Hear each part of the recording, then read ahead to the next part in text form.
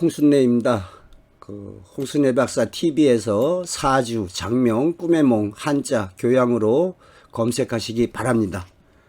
자, 이번 시간에는 사주 이야기 두 번째 시간으로 보이지 않는 운명의 길을 사주로 알 수 있는가?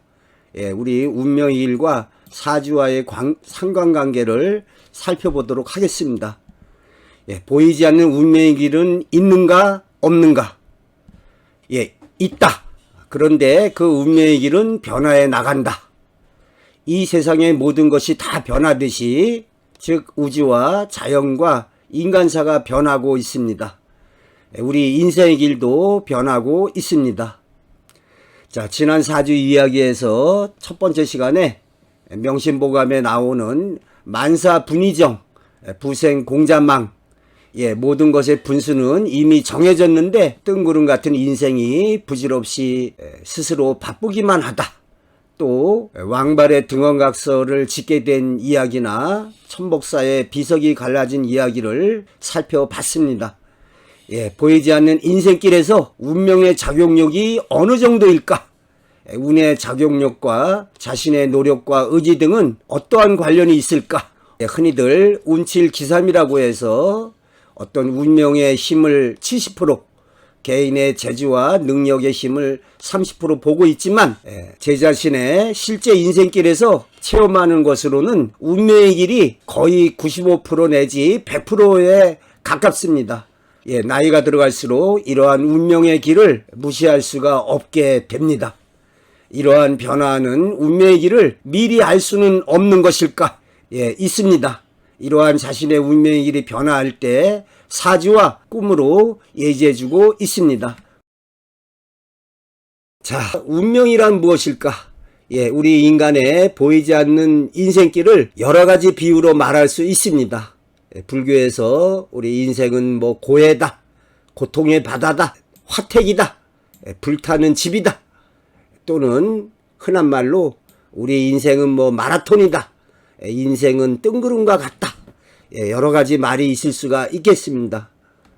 자, 사주적인 관점에서 우리 인생길을 비유하자면 자동차와 운행하는 길로 비유할 수가 있겠습니다. 그래서 명이라고 하는 것은 태어날 때의 차종이 되겠습니다. 누구는 티코로 태어나고, 누구는 그랜저로 태어나고, 누구는 제네시스로 태어납니다. 그런데 또 안타깝게 자동차가 아닌 오토바이로 태어나는 사람이 있습니다. 우리가 관습적으로 누구는 흙수저 인생이다, 누구는 금수저 인생이다, 마찬가지가 되겠습니다. 자, 그러면 운이라고 하는 것은 진흙길, 좁은 길, 터널 속, 아스팔트길, 고속도로 등등 자동차를 운전하다 보면은 여러 가지 길이 나온다 하겠습니다. 이렇게 자동차를 타고 운전해 가면서 거치게 되는 여러 가지 길이 바로 운이라 할 수 있겠습니다. 여기에서 제일 안 좋은 길은 어두운 터널 속 또는 진흙 수렁의 아주 좁은 길이 되겠죠. 요즘에는 터널 속에도 라이트가 있어가지고 터널 안이 그렇게 껌껌하진 않지만 전기불이 없는 어두운 터널 속을 연상하시면 되겠습니다. 꿈의 상징에서도 안 좋은 여건의 상징으로 불타는 집이라든지 빛 하나 없는 깜깜한 어둠 속을 통과하는 꿈이라든지 또는 어느 지하 세계에 갇혀있는 꿈이라든지 이러한 꿈을 꿨을 때 아주 어려운 힘든 삶을 살게 된다고 할 수가 있습니다. 이러한 꿈을 꾸고 아주 지긋지긋한 결혼 생활을 하다가 이혼한 주부가 있습니다. 꿈의 몽은 반대가 아니라 상징의 이해에 있습니다. 관습적으로도 우리 인생을 길에다 비유하듯이 우리가 인생길을 살아나가는 데 있어 펼쳐지는 길은 다르게 변화해 나간다 하겠습니다. 살아나가는 데 있어 진흙 수렁길이 있다면 언젠가 쨍 하고 해뜰 고속도로를 통과하는 날도 있을 것입니다. 자, 제가 강조하는 이 세상의 모든 것은 음양으로 되어 있다. 또 이 세상의 모든 것은 다 변한다. 사주 명리학은 바로 음양 오행의 학문이고 이러한 변화를 다루는 학문이라 하겠습니다. 그래서 이 무국에서 음양으로 또 나아가 오행의 목화토금수로 또 이것이 좀 세분화돼서 식간 12지의 60갑자로 살펴보고 있습니다. 이러한 음양의 운의 흐름에 따라서 변화의 순환이 이루어지는 것이 바로 우리 자연이요, 우주요, 우리의 인간사라 하겠습니다. 여기 도표를 갖다가 꼭 먼저 알아야 되겠습니다. 우리가 봄, 여름, 가을, 겨울, 환절기 이렇게 사계절을 이야기할 수 있습니다. 이것을 오행으로 나타내면 봄은 목, 여름은 화, 토는 이제 중간, 금은 가을, 수는 겨울이 되겠습니다. 그래서 여기에 해당하는 천간에 10자가 나오게 되고 지지에 12자가 나오게 됩니다. 그래서 봄에 해당하는 거로 간목과 을목, 여름에 해당하는 거로 병화와 정화, 환절기, 토에 해당하는 것으로 천간에는 무토와 기토, 가을에 해당하는 것으로 경금과 신금, 겨울에 해당하는 것으로 임수와 계수가 되겠습니다. 또한 지지에 봄을 나타내는 계절로 임묘진, 그 다음에 여름을 나타내는 계절로 사오미, 가을을 나타내는 계절로 신유술, 겨울을 나타내는 계절이 해자축이 되겠습니다.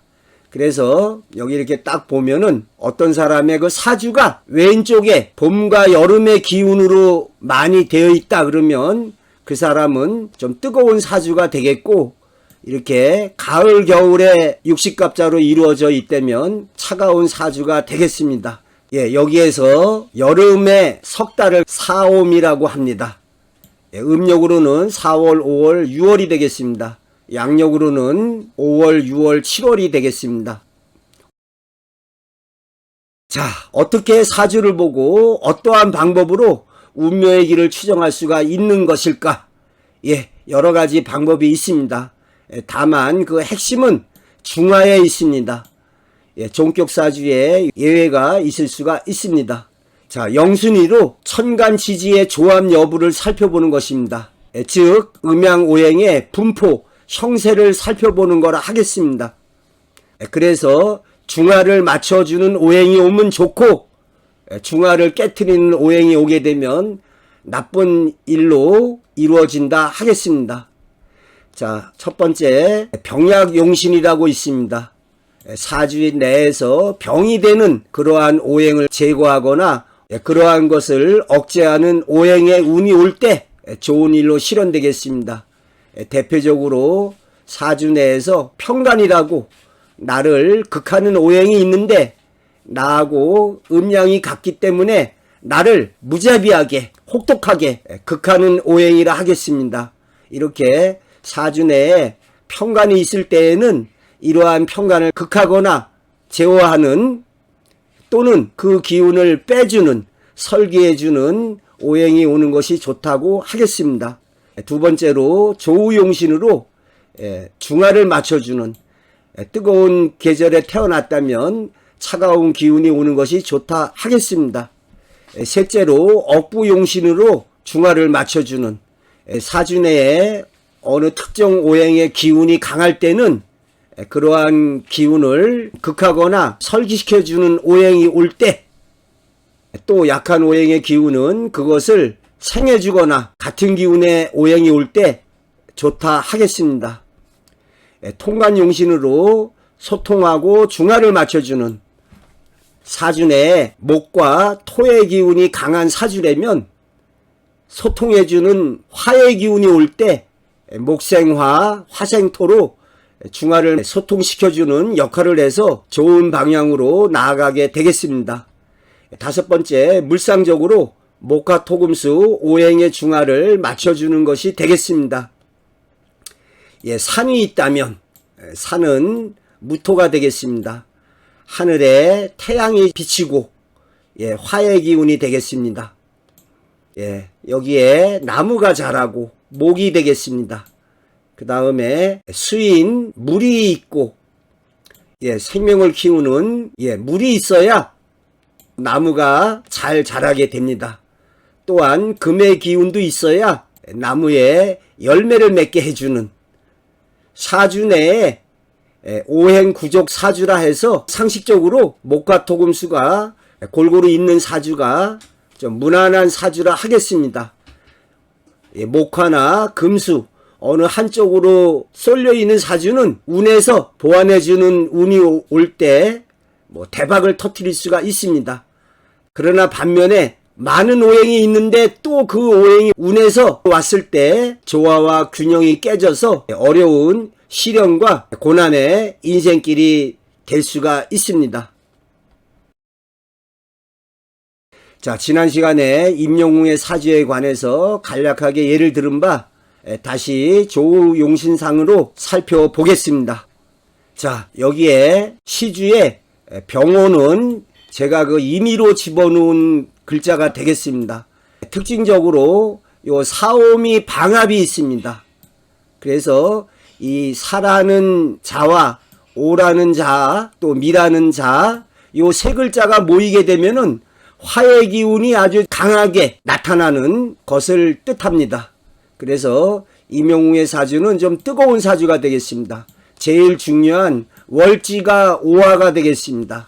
사주에서는 이 몇 월에 태어났느냐 월지가 중요한데 임영웅은 5월에 태어났습니다. 양력으로는 6월이 되겠죠. 따라서 중화를 맞춰주는 차가운 기운이 온 경자년 세운에 대박을 터뜨렸습니다. 이 경우에 대운은 전체적인 여건을 나타내준다 하겠습니다. 임영웅은 사주상 특징으로 지지에 사오미 화국의 방합을 짜고 있습니다. 이렇게 사오미 세 글자가 합치게 되면은 여기 미토도 화의 기운을 강력하게 띠게 되겠습니다. 또한 사주에서 이롯을 화국으로 삼합이 있는 경우에도 뜨거운 기운을 강력하게 형성하게 되겠습니다. 화의 운동성을 보여주는 것으로 뜨거운 기운은 인월에 생겨나서 5월에 가장 강하고 술월에 마무리되는 그러한 기운이라 하겠습니다. 임영웅은 5월에 태어났습니다. 이러한 임영웅의 사주에 있어서 오행 구성상 부조화를 초래하는 이 기신 오행인 화가 오면은 좋지가 않겠습니다. 그래서 사주 구성상 이렇게 화가 많은 사주에 뜨거운 화운이 대운이나 세운이나 월운에서 또 들어올 때 좋지 않은 일이 일어난다 하겠습니다. 따라서 임영웅의 경우에는 절대적으로 차가운 기운이 들어오는 것이 좋습니다. 그래서 임영웅은 2020년 경자년에 대박을 터뜨렸습니다. 반면에 앞으로 다가올 2026년 병호년은 안 좋을 것으로 추정됩니다.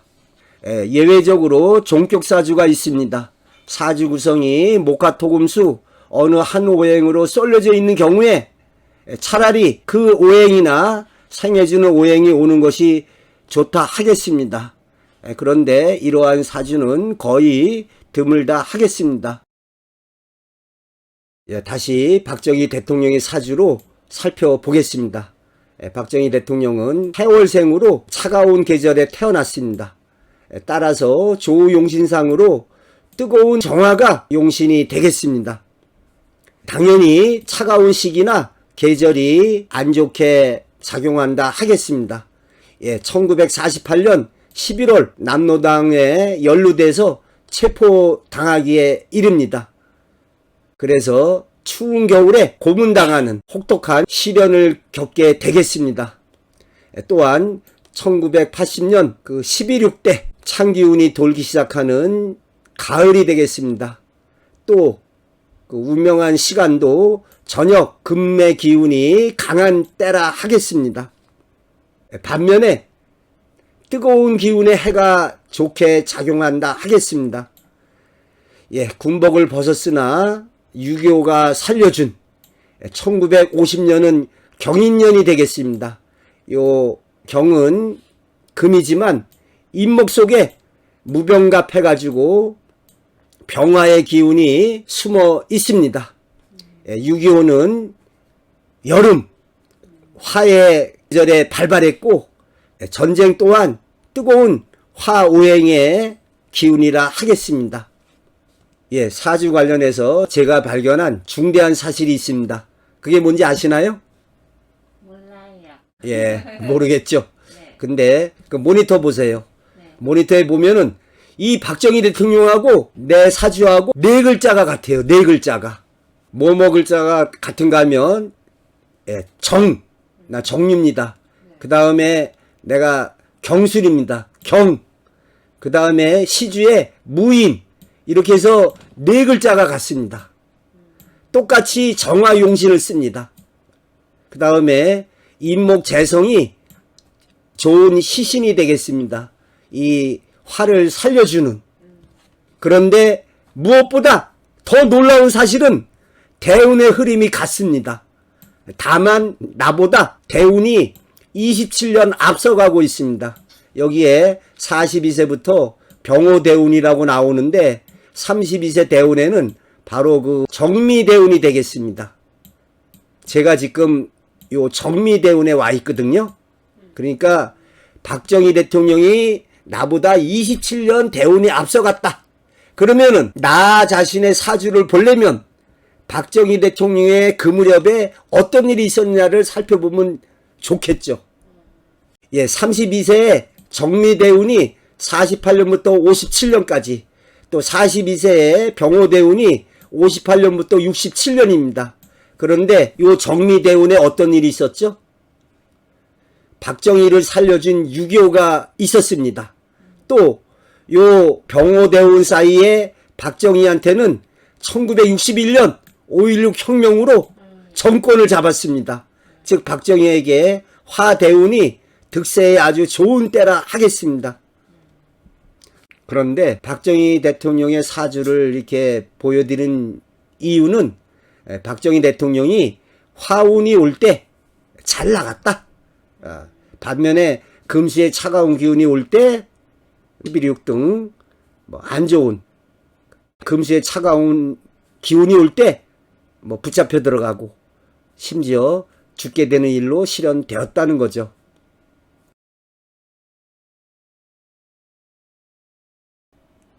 예, 여기 도표를 보시면 알겠지만 2018년 무술년은 천간과 지지로 뜨거운 조토가 들어온 해라 하겠습니다. 그래서 도표에 보시면 알겠지만 온열 질환으로 사망자가 아주 폭증한 해라 하겠습니다. 즉 무술년이 상당히 더웠다는 것을 보여주는 사례라 하겠습니다. 예, 참고로 2020년 경자년은 천간 금의 기운과 지지 수의 기운이 금생수로 수 기운이 지배한 해가 되겠습니다. 60일간 장마가 졌고 물난리에 태풍이 여러 개 불어왔고 그해 겨울에는 또 추웠습니다. 자, 보이지 않는 운명의 길과 사주의 관계로 신강한 사주로 화가 기신이었던 친구의 사주를 살펴보겠습니다. 여기에서 보면은 화가 두 개가 있고 지지에 미토, 뜨거운 토가 있고 술토, 뜨거운 토가 되겠습니다. 여기에 뜨거운 해인 2018년 무술년이 왔습니다. 예, 그해 뜨거운 여름 6월 6일 날 아파트 관리소장으로 재직하던 중에 못된 입주민 대표와의 스트레스로 인해서 이 스트레스도 화가 되겠습니다. 술을 마시게 됐고 술도 화가 되겠습니다. 실족사고로 인해서 안타깝게 사망하는 일이 있었습니다. 이 사주는 기토일간에 좀 신강한 사주로 월지가 미토가 되겠습니다. 조우상 뜨거운 사주라 하겠습니다. 따라서 목화토금수의 개수를 따지는 억부상으로나 조우상으로도 뜨거운 토가 안 좋은 역할을 하는 기신인 사주라 하겠습니다. 무술년은 천간과 지지 모두 조토, 뜨거운 토가 들어온 뜨거운 토의 한 해였습니다. 무술년에 또다시 뜨거운 기운이 들어온 6월 무오월에 6월 6일 기사일이 되겠습니다. 또 토하고 화가 들어와서 아주 토가 강해진 날이라 하겠습니다. 사주에 화생토로 토가 강해진 신강사주에 연에서 무술년, 월에서 무오월, 일에서 기사일, 이렇게 화토의 기운이 강해진 날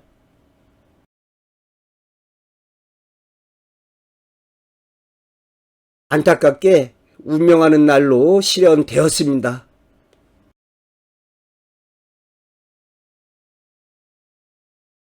예, 친구의 사주를 보고 있노라면 이러한 우리 인간의 운명과 사주가 우연한 것이 아니라 필연적이라는 것을 알 수가 있겠습니다. 이러한 친구의 사주와 죽음을 앞에 놓고 사주의 세계를 부정해야 하는가? 친구의 죽음을 부정해야 하는가? 친구가 술을 마시지 않았다면, 술을 마셨다고 해도 택시를 타고 집에 갔다면 친구의 운명이 달라졌을까? 그런 생각에 잠기곤 합니다. 그런데 평소에 친구는 술을 마시면 술을 깨게 한다고 운동 삼아 집으로 먼 거리도 걸어가고는 했습니다. 어려운 경제적인 이유도 있었지만, 애지적인 꿈의 세계와 마찬가지로 사주의 세계 또한 피할 수 없이 운명의 길이 펼쳐지고 있습니다. 뜨거운 사주에 참기운이 와서 사주의 중화가 맞춰진 이명웅은 2020년 경자년에 대박이 났고, 반면에 화생토의 신강한 사주 구조에 토가 강했던 친구는 토의 기운이 강해진 무술년 무월 기사일에 운명하고 있습니다. 문득 당랑거철의 고사를 떠올리게 됩니다. 사마귀가 양 갈퀴를 쳐들고 굴러오는 마차의 수레바퀴에 달려드는 것처럼 우리 인간의 삶은 운명의 수레바퀴에 대항하는 한 마리 사마귀의 존재가 아닐런지, 나이가 들어갈수록 이러한 운명적인 세계가 존재함을 부인할 수만은 없는 나 자신을 되돌아보게 됩니다. 꿈 연구를 하고 사주의 세계에 빠져들어갈수록 이러한 보이지 않는 운명의 길과 사주의 상관관계를 부정하는 순간에 어찌 보면 사주 명리학으로서의 존재 가치는 없어질 수가 있습니다. 사주 감명에 있어서 보이는 대로 이야기해 줄 수밖에 없는 여건에서 나쁜 사주를 좋게 이야기해 준다고 해서 좋은 일로 이루어지지는 않겠습니다. 그렇다면 사주를 감명할 필요조차 없는 것이지요. 마찬가지로 꿈의 몽에 있어서 나쁜 꿈을 좋게 해몽해 준다고 해서 나쁜 꿈이 좋게 이루어지지는 않습니다. 꿈보다 해몽이라는 말은 상징적으로 역설적인 의미를 담고 있는 경우에나 맞는 말이지, 안 좋은 꿈을 꾼 사람에게 심한 고문을 가하는 엉터리 말이 되겠습니다. 딜레마가 양쪽의 칼이라는 의미가 있는 것처럼 이러한 양날의 칼 위에 서 있는 것이 되겠습니다. 수많은 사주와 꿈 사례를 봤을 때 보이지 않는 운명의 길을 부정하기도 그렇고, 그렇다고 우리 인간의 의지와 노력을 부정할 수도 없습니다. 우리 인간의 의지와 노력을 부정하고 모든 것은 운명적으로 정해져 있다, 그렇게 믿는다면은 될 대로 되라식의 체념적인 나약한 인생길이 되고 말겠습니다. 하지만 죽음 예지 꿈, 또 사건 사고의 흉몽을 꾼 경우에 피할 수 없듯이 사주의 세계 또한 본인의 사주대로 인생길이 흘러가고 있습니다. 문학에서 비극에는 운명 비극과 성격 비극이 있습니다. 운명 비극은 주인공의 모든 행위를 그가 부여받은 숙명으로 돌리며 파멸과 몰락으로 이끌어가는 비극의 한 유형이라 하겠습니다. 소포클레스의 오이디푸스 왕이 대표적이라 할 수 있겠습니다. 그 신탁을 받았는데 아버지를 죽이고 어머니와 결혼해 살 것이다, 이러한 숙명을 부여받게 됩니다. 그래서 그렇게 신탁받은 대로 인생의 길이 펼쳐져 나가는, 반면에 성격 비극은 성격의 결함으로 비극이 벌어지고 있습니다. 셰익스피어의 4대 비극이 성격 비극이라 하겠습니다. 햄릿은 그 우유부단함 때문에 투비 오알 나투비, 살 거냐 죽을 거냐, 그것이 문제다. 맥베스는 야망 때문에, 리어 왕은 어리석음으로 인해서, 오셀로는 의심, 의처증, 질투하는 것 때문에. 자, 원칙적으로 꿈과 사주의 세계는 운명 비극의 세계이지 고칠 수 있어서 운명을 변화시킬 수 있는 성격 비극의 세계는 아닌 것이라 하겠습니다. 보이지 않는 운명의 길을 어떻게 해야 하는가? 우리 인간의 보이지 않는 운명의 길과 마찬가지로 인간의 죽음 문제 또한 우리 앞에 서 있는 거대한 절벽과도 같습니다. 김동리는 인간 구원의 문제, 죽음의 문제를 종교적으로 극복하고자 다루고자 했습니다. 민속신앙면에서 불교에서 기독교에서 그의 소설 작품 속에는 등신불, 바위 등 유난히 천형이라고 하는 그 문둥병, 한생병에 걸린 사람을 주요 제재로 등장시키고 있습니다. 우리 인간에게 주어진 운명의 길을 각인시키려는 뜻이 운명의 수능에서 살아가라는 사주의 역마살이 있듯이 떠돌이 삶의 운명을 그린 역마라는 소설도 있습니다. 우리 인간의 보이지 않는 운명의 길을 벗어날 수는 없는 것일까? 이 세상에는 보이지 않는 운명의 길이 있습니다. 이러한 것을 꿈과 사주로 운명의 실현을 추정해 볼 수가 있겠습니다.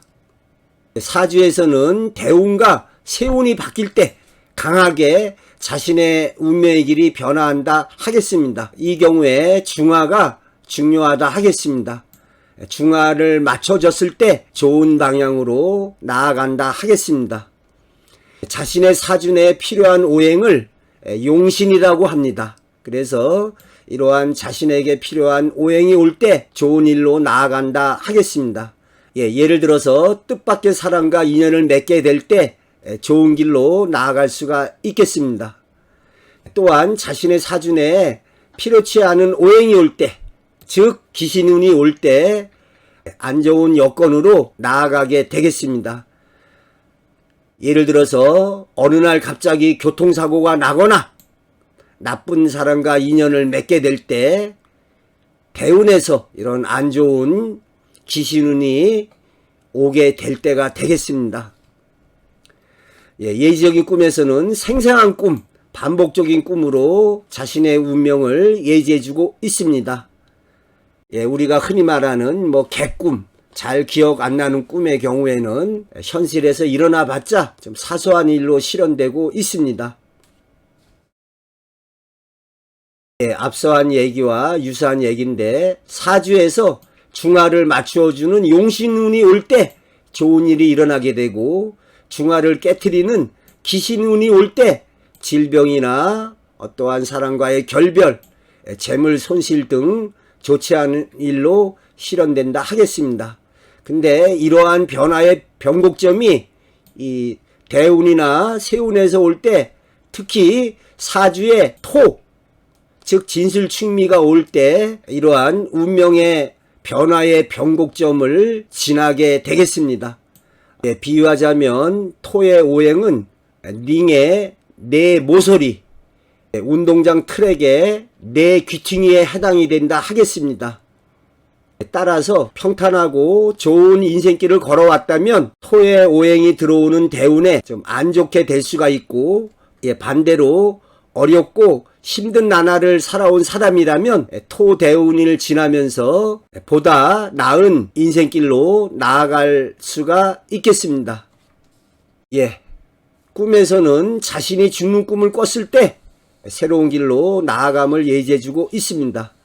죽는다는 것은 낡은 껍질을 벗고 새롭게 태어난다는 상징적인 의미가 있습니다. 이렇게 어떤 운명적인 꿈을 꾸고 꿈으로 예지된 길로 나아간 수많은 사례가 있습니다. 예의적 꿈의 세계와 사주의 세계에서의 운명의 수레바퀴는 더욱 나를 그렇게 하고 있습니다.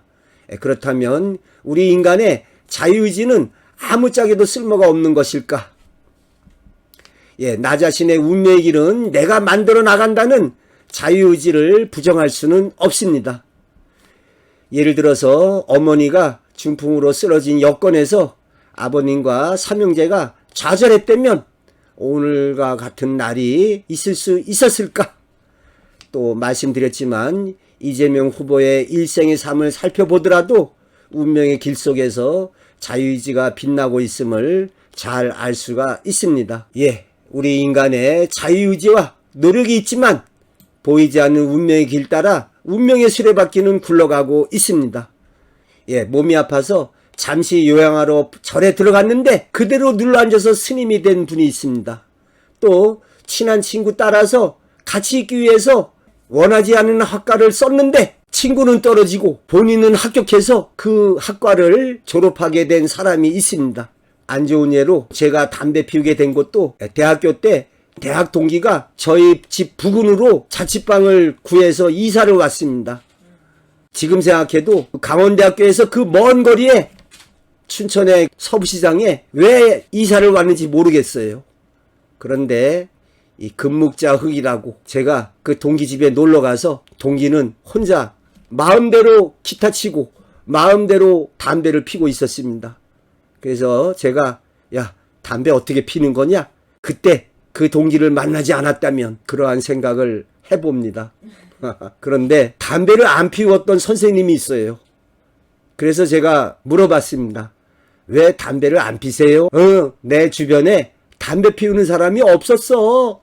예, 마중지봉이라는 한자 성어가 있지만 이렇게 주변의 환경이 중요하다 하겠습니다. 자, 학부모가 학교에 찾아가서 담임 선생님에게 만약에 자녀에 관해서 뭐 부탁한다는 말을 한다면 저는 이 말을 꼭 하라고 말씀드리고 싶습니다. 무슨 말을 하면 좋겠어요? 바른 길로 인도해달라. 아, 바른 길로 인도해달라. 예, 그 말은 그 말인데, 그 바른 길로 인도하려면 어떻게 해야 되겠습니까? 예, 제가 생각하는 거는 혹시나 담임 선생님 만나서 상담하다가 특히 초중고 학생들에게는 선생님보다 그냥 친구가 더 아주 강력한 영향을 줘요. 맞아요. 그래서 뭐 요즘엔 어떤지 모르겠는데 뭐 담임 선생님이 막 자리 배정하고 그랬거든요. 그냥 학생들끼리 그냥 마구잡이로 앉으면 상관없는데 담임 선생님이 이렇게 자리 배치를 해주는 경우라면 제발 우리 아이를 좀 성실하고 노력하는 친구하고 짝을 좀 되게 해달라. 요런 말 하는 게 최고입니다. 그러면은 집에 와서 두 다리 쭉 뻗고 자도 됩니다. 예, 제가 교직에서 33년 있었습니다. 자, 모든 것은 운명의 길 따라 흘러갑니다. 나 자신의 지금까지의 삶을 되돌아보더라도 운명의 수레바퀴는 굴러가고 있습니다.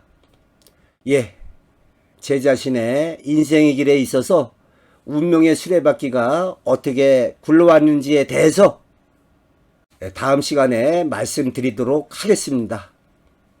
수고하셨습니다. 아, 고생하셨습니다. 아니.